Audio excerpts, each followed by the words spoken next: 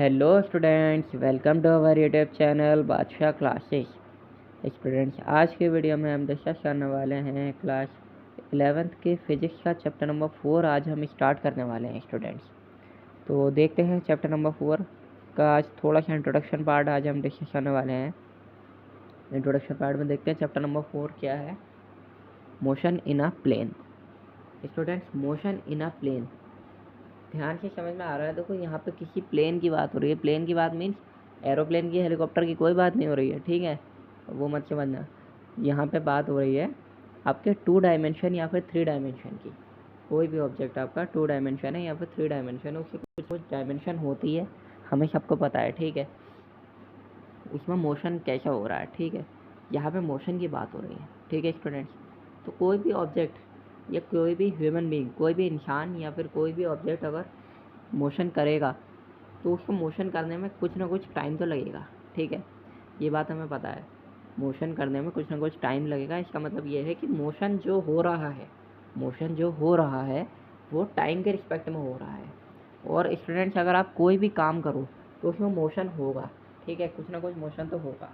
Suppose मैं पिछले chapter में भी मैंने आपको इसका एग्जाम्पल दिया था, इस चैप्टर में भी दे देता हूँ कि अगर आप किसी ए पोजीशन से किसी बी पोजीशन तक जा रहे हैं, अगर आप किसी ए पोजीशन से किसी बी पोजीशन तक जा रहे हैं तो उसको आपको जाने में, ए से लेके बी तक जाने में आपको कुछ ना कुछ तो टाइम लगेगा, ठीक है। तो वो जो आपको कुछ ना कुछ टाइम लग रहा है तो वही आपका मोशन हो रहा है। किसके रिस्पेक्ट में हो रहा है मोशन? टाइम। मोशन हो रहा है टाइम के रिस्पेक्ट में, ठीक है स्टूडेंट्स। तो देख लेते हैं अब यहाँ पे क्या लिखा है इंट्रोडक्शन पार्ट में, 4.1 introduction. In the last chapter we developed the concept of position.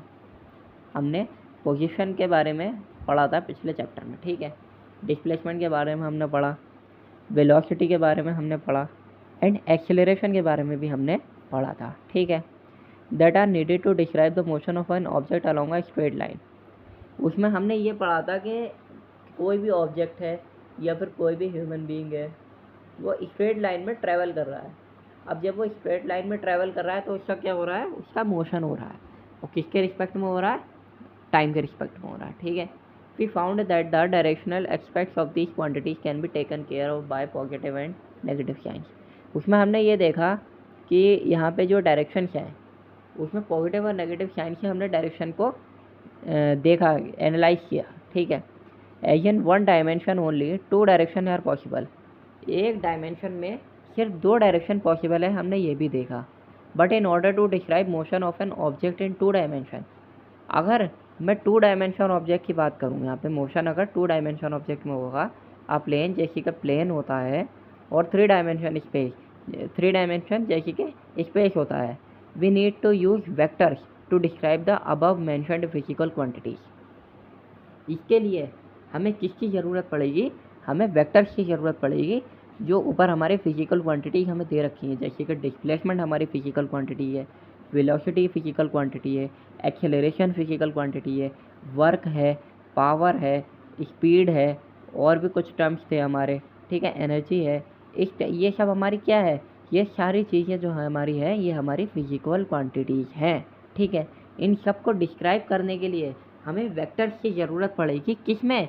Motion in a plane में, 2 डायमेंशनल प्लेन में भी और 3 डायमेंशनल प्लेन में भी। 2 डायमेंशन में हमारा प्लेन मान लो और 3 डायमेंशन में हमारा स्पेस मान लो, ठीक है। अब स्टूडेंट्स, यहाँ पे मैटर करता है therefore it is first necessary to learn the language of vector. सबसे पहले हमें वेक्टर्स की लैंग्वेज आना बहुत ज़्यादा ज़रूरी है, ठीक है। तभी तो हम समझ पाएंगे कि वेक्टर्स को हम लगाना कैसे है, किस न्यूमेरिकल में कैसे लगाना है, ड्राइव कैसे करना है, ठीक है, ठीक है स्टूडेंट्स। तो व्हाट इज अ वेक्टर? अब वेक्टर क्या है? How to add, subtract and multiply vector.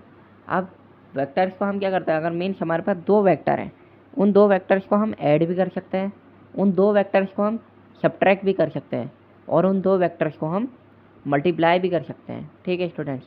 एक A vector into B vector, ठीक है, मल्टीप्लाई भी हो जाएंगे। A vector minus B vector subtract भी हो जाएंगे। A vector plus B vector add भी हो जाएंगे। एडिशन, सब्ट्रैक्शन और मल्टीप्लिकेशन तीनों ही यहाँ पर हो चुका है, ठीक है स्टूडेंट्स। अब देखते हैं what is the result of multiplying a vector by a real number. अब हमें ये भी देखेंगे इस चैप्टर में कि अगर हम किसी भी वेक्टर को किसी रियल नंबर से मल्टीप्लाई करते हैं, किसी वेक्टर को किसी रियल नंबर से मल्टीप्लाई करते हैं तो हमारा क्या आएगा, उसका सॉल्यूशन क्या होगा, आंसर क्या होगा, ठीक है, वो कंडीशन क्या निकल के आएगी। ठीक है students, we shall learn this to enable us to use vectors for defining velocity and acceleration in a plane. किसी भी प्लेन में वेक्टर्स को यूज़ करने के लिए हम वेलोसिटी को डिफाइन करते हैं, एक्सेलरेशन को डिफाइन करते हैं। वेलोसिटी हमें पता है क्या होती है, change in displacement upon total time taken, means displacement का चेंज होना with respect to time, time के रिस्पेक्ट में डिस्प्लेसमेंट हमारी चेंज हो रही है। और यहाँ पे प्लेन और एक्सेलरेशन में क्या होता है, change in acceleration with respect to time. ठीक है स्टूडेंट्स, तो देखो यहाँ पे क्या है, we then discuss motion of an object in a plane. तो हम motion of an object means किसी भी ऑब्जेक्ट का मोशन प्लेन में किस तरीके से हो रहा है वो हम डिस्कस करेंगे। ठीक है स्टूडेंट्स, तो स्टूडेंट्स आज के लिए इतना ही। Okay, thank you students, channel को सब्सक्राइब करो, वीडियो को लाइक करो, कुछ भी अगर डाउट हो तो कमेंट सेक्शन में पूछो। ठीक है स्टूडेंट्स।